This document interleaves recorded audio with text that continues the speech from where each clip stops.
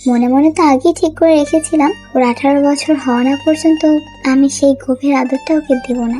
এখন একটা ছোট চুমু করব না, জাস্ট বুকে জড়িয়ে রাখবো।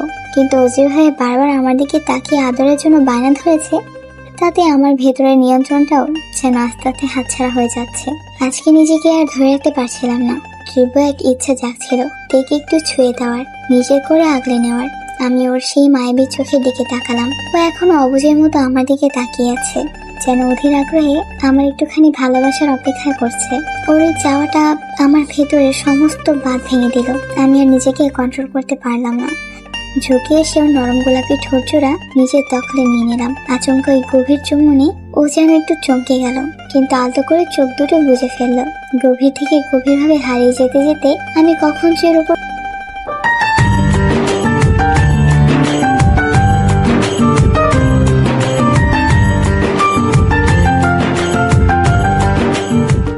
আপনি আমাকে একটু ভালোবাসেন না? আমি কি ভালোবাসা পাওয়ার যোগ্য না? তে ছলছল চোখে তাকালো আমার দিকে। আমি আশ্চর্য হলাম। হওয়ারই কথা, তে আমার পিচ্ছি অর্ধাঙ্গিনী, বয়স 17-18 হবে। যেতে বাসরাতেই আমাকে ওর কাছে যেতে মানা করেছিল, সে নিজেই এখন বলছে আমি ওকে ভালোবাসি না কেন। বেশ বড়সড় ধাক্কা খেলাম। হয়তো জ্বরের ঘরে প্রলাপ বকছে। জ্বরের ঘোর কেটে গেলেই স্বাভাবিক হয়ে যাবে। আমাদের পেছনের ফ্ল্যাশব্যাকে নিয়ে যায়।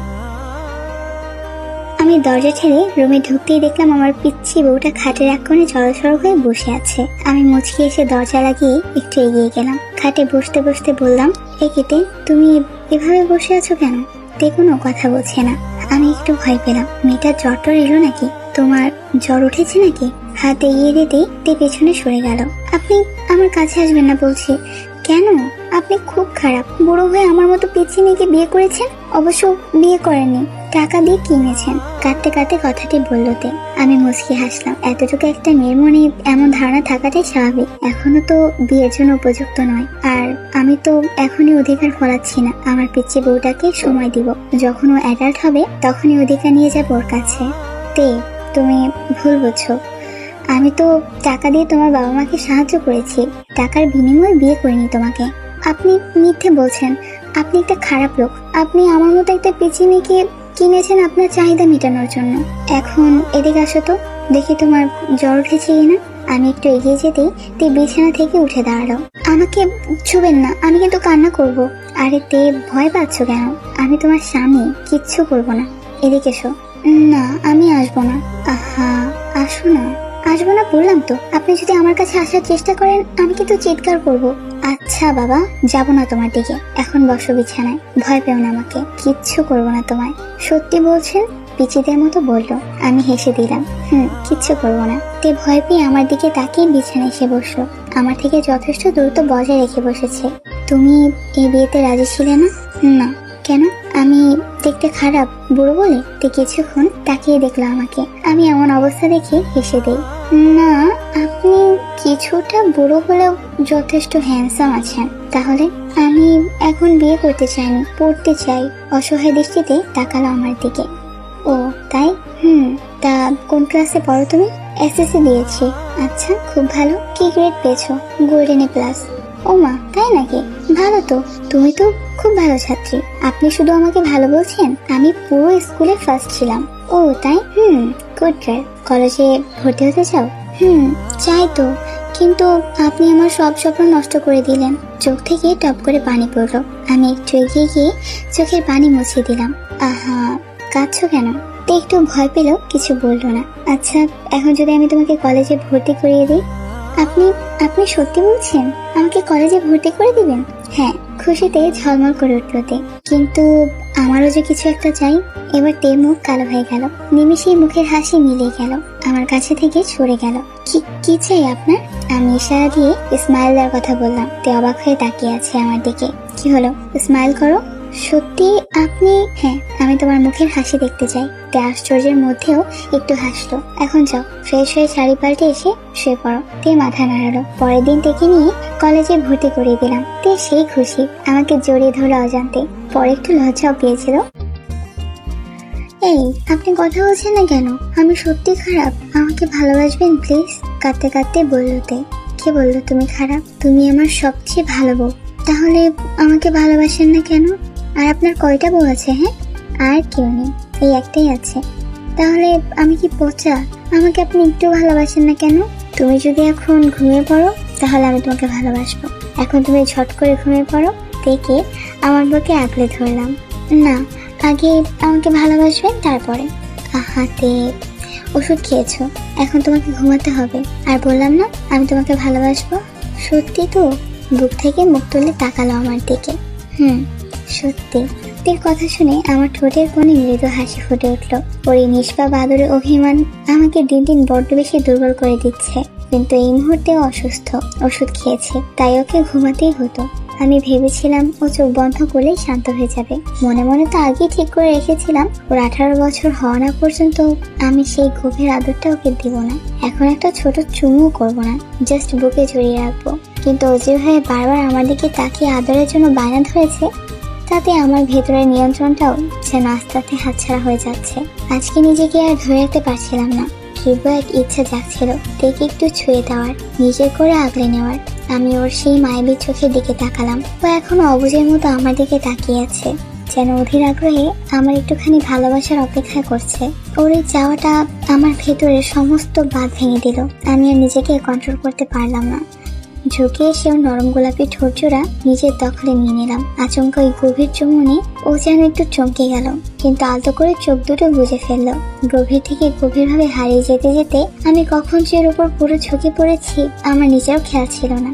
এই 5 মাসের বৈবাহিক জীবনে ওর ঠোঁটের সাথে আমার ঠোঁটের ছোঁয়া এনে 3 বার হলো, কিন্তু এত গভীর, এত তৃষ্ণার্থ চুমু এর আগে কখনো হয়নি। ঠোঁট থেকে আলতো করে মুখ সরিয়ে আমি নেমে গেলাম ওর নরম ঘাড়ে। সেখানে পাগলের মতো একের পর এক চুমু এগিয়ে দিতে লাগলাম। আমার যেন কোনো থামাথামি নেই। এক অদ্ভুত নেশা চেপে বসেছে মাথায়। উত্তেজনার ঠেলায় আমি তের হাত দুটো শক্ত করে চেপে ধরলাম বিছানার সাথে। ঘাড়ে গভীর আদর দিতে দিতে আমি যখন আরেকটু নিচে ওর বুকের কাছাকাছি চলে এলাম, তখনই ঘটল ছন্নপতন। তে হঠাৎ করে 2 হাত দিয়ে আমাকে একটা ধাক্কা দিয়ে সরিয়ে দিল। ধাক্কা খেয়ে যেন আচমকা আমার হুঁশ ফিরে এলো, যেন একটা ঘোরের মধ্যে ছিলাম এতক্ষণ।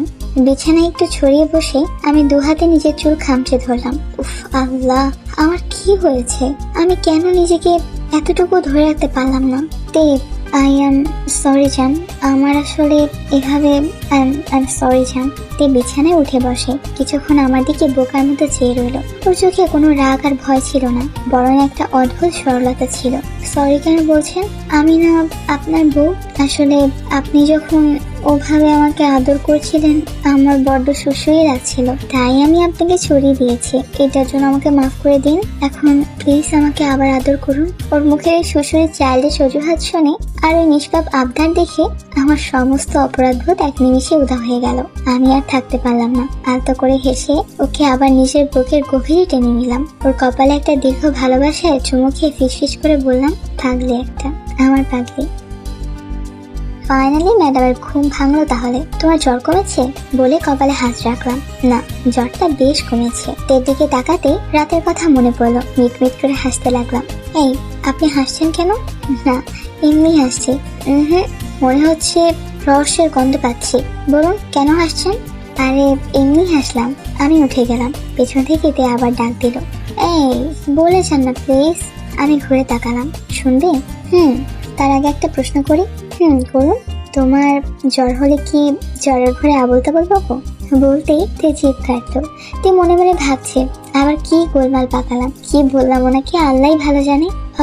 হ্যাঁ, আমার এই সমস্যাটা একটু আছে। ও তাই তো বলি। কথাটা বলেই চলে যাচ্ছিলাম, তে আবার ডাক দিল, এই দাঁড়ান না, কোথায় যাচ্ছেন? বলে যান না কালকে রাতে কি করেছি আমি। শুনতে চাও? শুনতে চাই। কি হলো বলো? আচ্ছা বলছি। এই তো তুমি বললে যে আমি খুব খারাপ, আমি তোমাকে ভালোবাসি না, আমি পচা, আমি তোমাকে একটুও ভালোবাসি না, তোমাকে যেন একটু ভালোবাসি।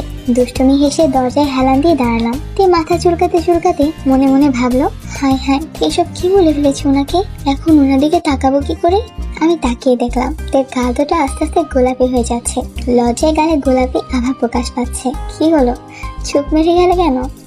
না আসলে হ্যাঁ, আমি জানি জ্বরের ঘরে তুমি প্রলাপ বকছো। কালকে যা বলেছো সেটা একদম মন থেকে বলনি, তাই না? তের মুখ মলিন হয়ে গেল। সে মনে মনে বলল, আপনাকে কি করে বোঝাই যেগুলো সবটাই ছিল সত্য। আপনাকে আমি ভালোবেসে ফেলেছি। আমার বুড়ো বরের প্রেমে পড়ে গেছি আমি। কি করে বোঝাই আপনাকে? আপনার ভালোবাসা পেতে চাই আমি। বাই দ্য ওয়ে, আমি কিন্তু আহামরি কিছুও করিনি তোমার সাথে, টুকটাক কন্ট্রোল হারিয়ে ফেলেছিলাম আর কি। তে মনে মনে বলতে লাগলো, তার মানে উনি কিছু করেনি আমার সাথে? গাধা নাকি রে বাবা, নিজের বউকে কিছু করতে ইচ্ছা করে না নাকি? তার উপরে আমার মতো এত সুন্দর একটা বউ থাকতে ব্যাটা বেশি ভালো করে অভিনয় করছে। খারাপ লোক একটা। একটু ভালোবাসলে কি হতো? দুষ্টু হেসে রুম থেকে বেরিয়ে পড়লাম। মুখ ভার করে বসে রইল তে। আমি রুমে ঢুকে দেখলাম তে বিছানার মাঝখানে বসে আছে। খাবারগুলো রেখে তের কাছে গেলাম। তে ওঠো, ফ্রেশ হয়ে নাস্তা করবে। তে কোনো কথা বলো না। কি হলো, ওঠো। আচ্ছা, আপনি সত্যি আমার সাথে কিছুই করেননি?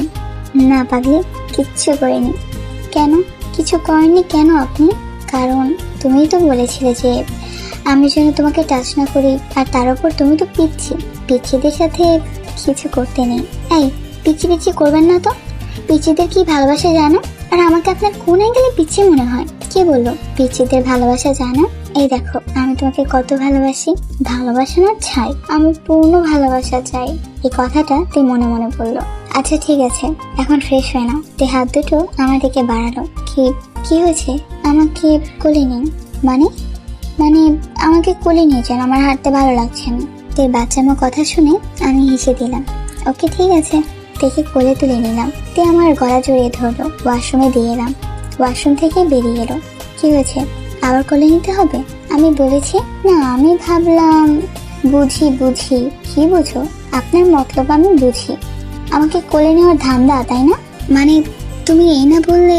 এই চুপ করুন তো, আপনি একটু বেশি কথা বলেন। এখন আমাকে কোলে নিন।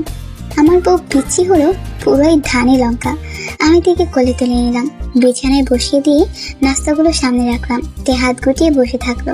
হাত গুটিয়ে বসে থাকলে চলবে? নাস্তা কি করবে? আপনি খাইয়ে দিন না। উফ, পিচ্ছিতে নিয়ে এই এক মহা ঝামেলা। হা করো। তাহলে পিচ্ছিকে বিয়ে করেছেন কেন? আমি চেঁচে আপনার কাছে বিয়ে পেতে বসেছি? তে আবার শুয়ে পড়লো অন্যদিকে মুখ করে। আরে আমি তো এমনিই বললাম। তে চুপ করে শুয়ে আছে। তে কোনো কথাই বাড়াচ্ছে না। একটু এগিয়ে গেলাম। এখিতে তুমি কাঁদছো? আমি সরি জান, ভুল করে বলে ফেলেছি, ইচ্ছে করে বলিনি তোমাকে। তেকে শোয়া থেকে ওঠালাম। তে কেঁদেই চলেছে। আমাকে জড়িয়ে ধরে ভ্যা করে কাঁদছে। আই এম সরি জান, আসলে আমি তোমাকে রাগানোর জন্য কথাটা বলেছিলাম। আমি বুঝিনি তুমি কষ্ট পাবে। আপনি সত্যি খুব খারাপ। আচ্ছা বাবা, আমি খারাপ। এখন কান্না বন্ধ করো প্লিজ। আপনি আমাকে একটুও ভালোবাসেন না। আহা, কে বললো আমি তোমাকে ভালোবাসি না? আমি তো সবকিছুই বুঝি। তাই তুমি তো পাকনি বুড়ি হয়ে গেছো, এত কিছু কেমনে বুঝো? আমি পিচ্ছি বলে আমাকে আদর করেন না, ভালোবাসেন না, তাই না? আমি তো আমার পিচ্ছি বউটাকে সব থেকে বেশি ভালোবাসি। এখন ভালোবাসা দেখাতে হবে না প্লিজ জান, রাগ করো না। ওকে, তাহলে আমাকে চুমু দিন। কি বললে? হঠাৎই তে আমার গালে চুমু দিয়ে দিল। আমার প্রতি আমার পিচ্ছি বউটার মনে যে হালকা হালকা অনুভূতি জমা হয়েছে, আমি সেটা খুব ভালো করেই টের পাচ্ছি। থেকে খাবার খাই, ওষুধ খাইয়ে দিলাম। বিকেলের দিকে একটু বের হলাম। অফিসের অফ ডে আজ, আব্বু আম্মু তো বাসায় আছে, তাই থেকে বাসায় রেখে এলাম। বন্ধুদের সাথেই ছিলাম। ফোন কেঁপে উঠলো। হাতে নিয়ে দেখলাম আমার পিচ্ছি বউটা কল করেছে। ঠোঁটের কোণে অজান্তেই হাসি ফুটে উঠলো। আসসালামু আলাইকুম। ওয়ালাইকুম আসসালাম। হ্যাঁ তে বলো, আপনি কোথায় আছেন? এই তো একটু ফ্রেন্ডের সাথে আছি। বাসায় কখন আসবেন? কেন, কোনো সমস্যা হয়েছে? না সমস্যা হয়নি, এমনি বললাম। একটু তাড়াতাড়ি ফিরতে পারবেন? অবশ্যই, তুমি বলেছো আর আমি তাড়াতাড়ি না ফিরে পারি? আচ্ছা ঠিক আছে, এখন রাখি। হ্যাঁ, আর দেখে শুনে আসবেন কিন্তু। আচ্ছা ঠিক আছে, টাটা। ফোন কেটে দিল তে। আয়নার সামনে দাঁড়িয়ে তাকিয়ে রইল। আমার বরটা এসে কি আমাকে জড়িয়ে ধরবে? উনি তো একেবারে একটা হুতুম প্যাঁচা, আমাকে একটু ভালোবাসে না। বন্ধুদের বিদায় জানিয়ে বাসায় ফেরার পথে একগুচ্ছ কাঠগোলাপ নিয়ে গেলাম আমার পিচ্ছি বউটার জন্য। আমার পিচ্ছি বউটা আবার কাঠগোলাপ অনেক বেশি পছন্দ করে। বাসায় এসে দরজায় নক করলাম। তের দিকে তাকিয়ে আমি হা হয়ে গেলাম। তে একটা শাড়ি পরেছে, মনে হয় মায়ের শাড়ি। চুলগুলো খোলা, হাতে নানান রঙের চুড়ি, হালকা সাজ। আমি তো পুরাই ফিদা হয়ে গেলাম। আমার এমন হা করে তাকানো দেখে তে লজ্জায় লাল হয়ে নিচের দিকে তাকিয়ে রইল। তের কোমর ধরে টান মেরে বুকের সাথে মিশিয়ে নিলাম। এই, পাগল করে দেবে নাকি আমাকে? এত সাজ কেন সেজেছো? কোথাও যাবে নাকি? কেন, আমি কি সাজতে পারি না? আর দরজার সামনে এমন করছেন, বাবা মা আছে, ভাইয়া ভাবি, ওরা দেখে ফেলে কি ভাববে? ছাড়ুন আমাকে। তে যদিও বলছে কথাটা, কিন্তু আমি বেশ বুঝতে পারছি তের ভালোই লাগছে। আমাকে ছাড়ানোর জন্য কোনো চেষ্টাই করছে না। না, শাড়ি পরতে পারো, তবে নিশ্চয়ই একটা কারণ আছে। বলতেই তে রাঙা মুখে বলল, জি। শাড়ি কার জন্য পরেছো? আমার জন্য।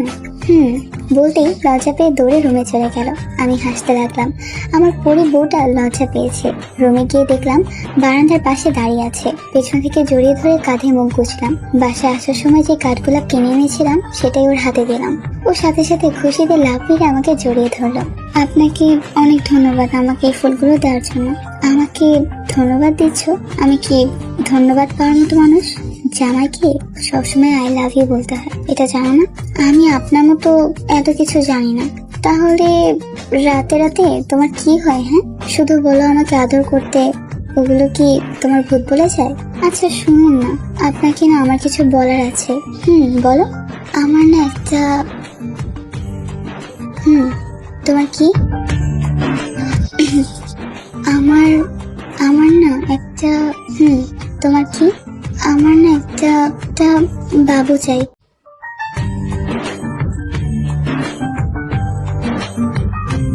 কি? তুমি সজ্ঞানে আছো? তে মাথা নাড়লো। আমি দেখে আর একটু আঁকড়ে ধরলাম, মুখ কানের কাছে নিয়ে গেলাম। আমি জানি তুমি এটা মিথ্যে বলছো। তে কোনো কথা বললো না, মাথা নিচু করে রইলো। আম্মু তোমাকে শিখিয়ে দিয়েছে তাই না? তে মাথা নাড়ালো।